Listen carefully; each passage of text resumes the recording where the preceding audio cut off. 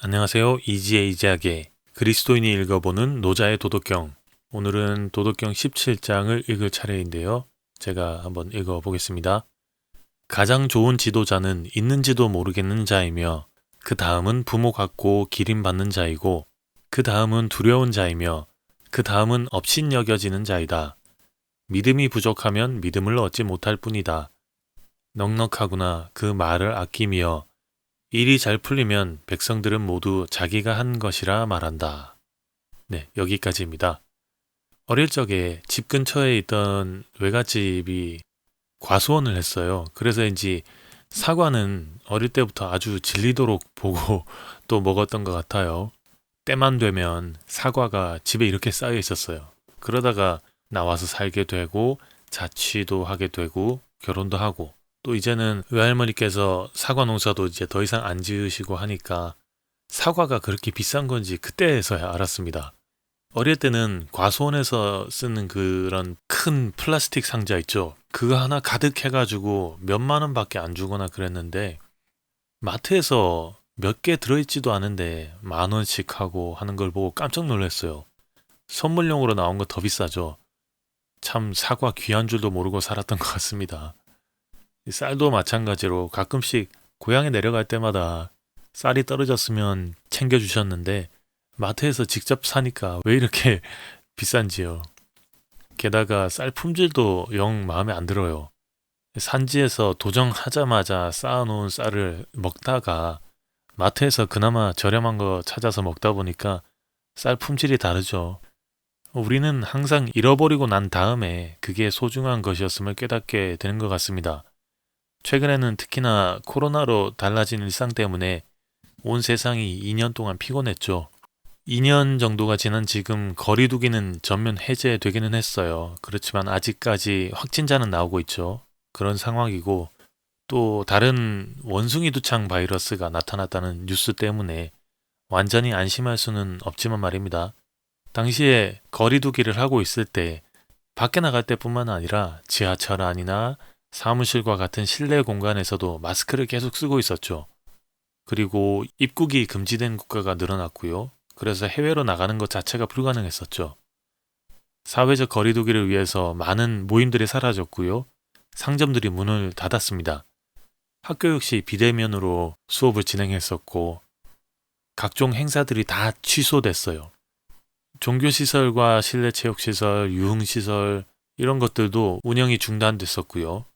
게다가 당시에는 사람들은 밖에 나오지 못하고 집에서 더 오랜 시간을 보내야 됐죠. 이런 와중에 다들 느끼는 게 있었죠.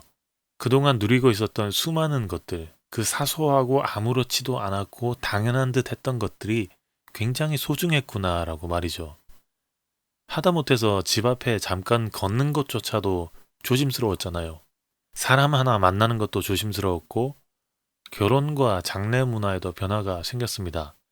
안타깝게도 코로나 때문에 임종을 지키지 못해서 마음속에 한이 많이 맺히신 분들도 계실 거예요.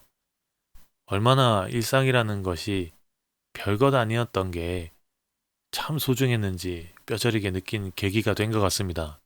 생각해보면 요즘 맛집 하면서 방송에도 자주 나오고 다들 집 밖에서 식사하는 걸 참 좋아하는 것 같은데 왜냐하면 매일 먹는 집밥이 사실 좀 지겹잖아요. 매일 먹던 걸 먹는 거니까.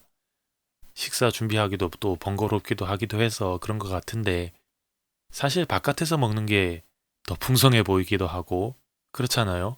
그런데 정작 바깥 생활을 오래 하다가 보면 그냥 집에 있는 밑반찬에 된장이나 푹 끓여서 먹는 그 맛이 그리워집니다.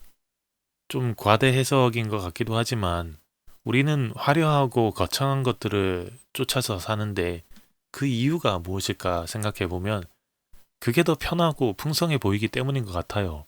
사실 요리를 해본 분들이라면 아시겠지만 밑반찬 만드는 게 참 손이 많이 가잖아요. 손은 많이 가는데 금방 없어져요. 밑반찬 몇 가지 준비하는데도 이것도 필요하고 저것도 필요하고요. 그런데 별로 준비한 티도 안 나죠. 상당히 귀찮습니다. 그래서일까요? 더 바깥 음식이 좋아 보여요. 그렇지만 돌아보면 정작 그립고 소중한 건 그 집밥입니다. 그 음식을 해주신 부모님의 정성도 그렇고요. 집을 나와서 살다 보면은 그것이 소중해집니다. 도덕경 17장은 역시 무위에 관한 이야기를 하고 있는데요. 세상에서 가장 올바른 지도자의 상을 제시하면서 말을 합니다. 노자는 가장 좋은 지도자는 사람들이 지도자가 누군지도 또 뭐 하는 사람인지도 모르는 그런 상태라고 해요. 그것이 1등, 가장 훌륭한 지도자라고 말이죠. 왜냐하면 백성들이 그저 자신의 생업에 만족하고 생활에 만족하면서 사는 거니까요. 이걸 누가 도와줬는지 관심도 가지지 않을 만큼 행복합니다. 자기들끼리 싸울 일도 없고요. 분쟁할 일도 없어요. 자, 그 다음으로는 그걸 약간 드러내서 사람들에게 칭찬받고 칭송을 받는 그런 지도자. 이게 2등이라고 해요. 자신이 하는 일을 대대적으로 홍보를 하고 얼굴을 드러냅니다. 사람들은 그런 지도자를 보면서 당신과 같은 분이 계시니까 우리가 이렇게 살 수 있다. 이렇게 말을 해요. 그렇지만 노자의 기준에서는 가장 좋은, 가장 옳은 방법은 아닙니다. 왜냐하면 그런 지도자를 시기하거나 반대되는 의견을 제시하는 사람이 생길 수도 있잖아요. 만약 그런 사람이 생긴다면 그때부터 어떻게 되느냐 하면 분열이란 게 생겨날 거란 말이죠. 사람들은 그러면 파가 나눠져서 싸우게 되겠죠. 그래서 이런 지도자상은 괜찮긴 한데 약간 뭔가 부족한 그런 상으로 말을 합니다. 그리고 그 다음으로는 사람들이 다들 두려워하는 지도자예요. 지도자가 무엇을 하든 반대를 할 수 없습니다. 언제 어디서 소리 소문 없이 사라질지도 모르고 또 어떤 폭정으로 우리를 더 괴롭게 할지를 몰라요. 그래서 입을 꾹 닫고 마음 꾹 닫고 지도자가 하라는 대로만 합니다. 이렇게 된다면 어쨌든 사회적으로 볼 때 질서는 잡힐 것 같아요. 바로 전에 말씀드린 2등의 상태보다는 자기들끼리 분쟁할 여지는 없어서 조용할 것 같기는 합니다. 그렇지만 이게 3등인데 왜냐하면 사람들의 마음속에는 불만과 분노가 쌓여가고 있기 때문이에요. 언젠가는 사람들이 들고 일어나게 될 거고요. 그 후에는 무정부 상태가 될 수도 있고요. 아주 혼란스러운 상황이 연출될 거기 때문입니다. 그런데 이건 그나마 나은 게요. 마지막 4등이 있기 때문인데요. 4등은 모든 사람들이 업신여겨요. 또 욕하고 깔보는 그런 지도자입니다. 이거는 최악 중에 최악인데 사람들이 지도자의 말을 아예 안 들어요. 모이기는 모여 있는데 뭘 하는지도 모르겠어요. 또 뭘 해야 할지도 모르겠어요. 모임의 형태는 가지고 있는데 그것도 허울일 뿐이고 그냥 다들 자기 좋을 대로 하는 그런 상태입니다. 다들 자기 마음대로 하다 보니까 3등의 상황 못지않게 시끄럽겠죠. 사건 사고가 계속 발생하고요. 그런데 말리거나 중재할 사람 하나도 없습니다. 3등은 사람들이 들고 일어나서 무정부 상태가 되더라도 그나마 다시 재건할 수 있는 기회가 있다라고 한다면 이건 아예 회복 불능의 상태예요. 노자는 이렇게 1등부터 4등까지를 순차적으로 이렇게 표현을 합니다. 사람들이 하도록 두는 지도자, 그리고 보살피는 걸 우선하는 지도자, 무지막지하게 통제하는 지도자, 그리고 마지막으로 무지한 지도자. 가만히 보면 1등을 제외하고는 지도자의 간섭의 정도가 점점 많아지는 격이고요. 그 이유는 지도자가 사람들을 믿지 못하기 때문이라고 노자는 말해요. 그래서 결국에는 지도자가 사람을 믿지 못하니까 사람들도 반대로 지도자를 믿지 못하게 돼요. 결국에는 업신여김을 받고 욕을 먹는 지도자가 되는 격입니다. 그렇기 때문에 지도자는 무위의 방식으로 일을 하고 말을 하지 않은 채로 교화를 해서 사람들은 모두 자신의 본성을 따르고 자신의 생활에 충실하게 하는 게 좋다라고 해요. 그러면 사람들은 지도자가 정치를 잘해서 그렇게 되는 것이라고도 미처 알지 못해요. 그냥 세상은 편안할 거라고요. 지도자가 사람들을 놀래키거나 독려하거나 힘들게 하거나 해를 끼치지 않으면 사람들은 거리낌 없이 지도자의 힘이 나와 무슨 상관이냐 그렇게 생각하겠죠. 그러고는 조금의 구속도 받지 않은 채로 여유롭게 자신의 생활을 영위하겠죠. 가장 좋은 것은 그런 것이 있는 줄도 모르는 것이다 라는 노자의 말 역시 이것과 똑같습니다. 사람들이 지도자의 존재 자체를 잊고 사는 것. 이것이 바로 노자가 생각한 이상적인 지도자의 모습인데요. 그런데 자, 그러면 과연 이 사회가 유지되겠느냐? 사람들 간의 관계가 유지되겠느냐 생각이 들겠죠. 1등과 4등의 차이가 과연 무엇일까요? 둘 다 사람들이 자기 본성대로 마음대로 그냥 하도록 두는 것 같은데 말이죠. 그렇지만 엄연히 다르겠죠. 1등은 사람들이 자신들이 하고자 하는 것을 본성대로 하도록 두되 그때그때 필요한 것을 채워놓는 거예요. 예를 들면 농사를 짓는데 물이 떨어지면 안 되잖아요. 물이 떨어지지 않도록 늘 치수 사업을 잘 해요. 반대로 태풍이 와도 강이 범람해서 사람들이 삶의 터전을 잃어버리지 않도록 대비를 하고요. 또 풍년에는 잘 모아두었다가 흉년이 들어도 사람들이 배곰지 않도록 합니다. 그러면서 자신을 크게 드러내거나 하지 않아요. 그렇지만 반대로 4등은 아예 아무것도 안 합니다. 이런 것 자체가 없어요. 오히려 욕먹어요. 가정이든 직장이든 친구 관계든 꼭 그런 사람 하나씩 있지 않습니까? 뒤에서 그냥 묵묵하게 챙기고 부족한 것이 없도록 채우는 그런 사람이요. 뭘 하든 그냥 따라요. 그리고 자기 고집 한 번 안 부리는 사람이 있어요. 평소에는 그 역할이 별로 드러나지도 않지만 만약 그 자리가 비게 되면 티가 너무나도 납니다. 앞에서 팍팍 끌고 가는 사람은 없어도 어쨌든 관계가 유지는 되지만 이런 사람이 없으면 관계 자체가 유지하기가 어려워요. 이렇게 보면 동양에서는 참 사람 된 사람이라는 그 상이 여기에서 말하고 있는 것과 똑같습니다. 드러내지 않고 묵묵하고 근면한 것이 덕이라고, 그것이 최고라고 보는 동양의 사고 속에서는 이런 사람이 가장 훌륭한 사람이에요. 왜냐하면 사람이라면 마땅히 이런 사람이 되어야 주위가 시끄럽지 않죠. 또 혼란스럽지도 않고 싸움도 분쟁도 분열도 없으니까 말입니다. 그래서 노자는 너나 나나 다들 왕이 되겠다고 자기 PR을 아주 격렬하게 하면서 전쟁을 일으키고요.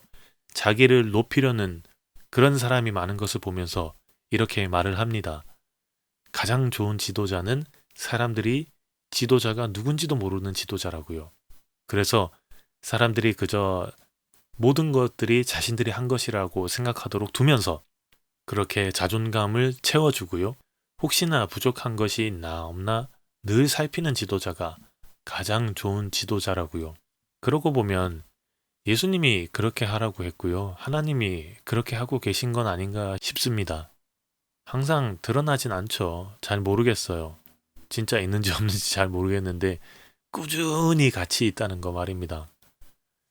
특히나 내가 잘 나갈 때는 그렇잖아요. 그저 내가 했다고 하면서 자기 만족에 취해서 살다가 삐끗해가지고 다 잃었을 때 그때 그 진가가 드러나지 않습니까? 사람을 보내든 상황을 만들어주든 그래서 다시 일어나도록 하죠. 그렇지만 또 나는 금방 잊고 뭔가 또 이루어지면 내가 했다라고 생각을 하고요. 어린애처럼 말입니다. 아이를 키우다 보니까 뒤에서 보이지 않게 필요한 손이 여간 많이 필요한 게 아니에요. 아이가 깨어있을 때는 깨있는 대로 손이 가고요. 자면 자는 대로 또 손이 갑니다. 아이가 자면 오히려 할 게 더 많아져요. 요즘은 좀 애가 커서 그런 것들이 많이 적어졌는데 밀린 설거지도 해야 되고요.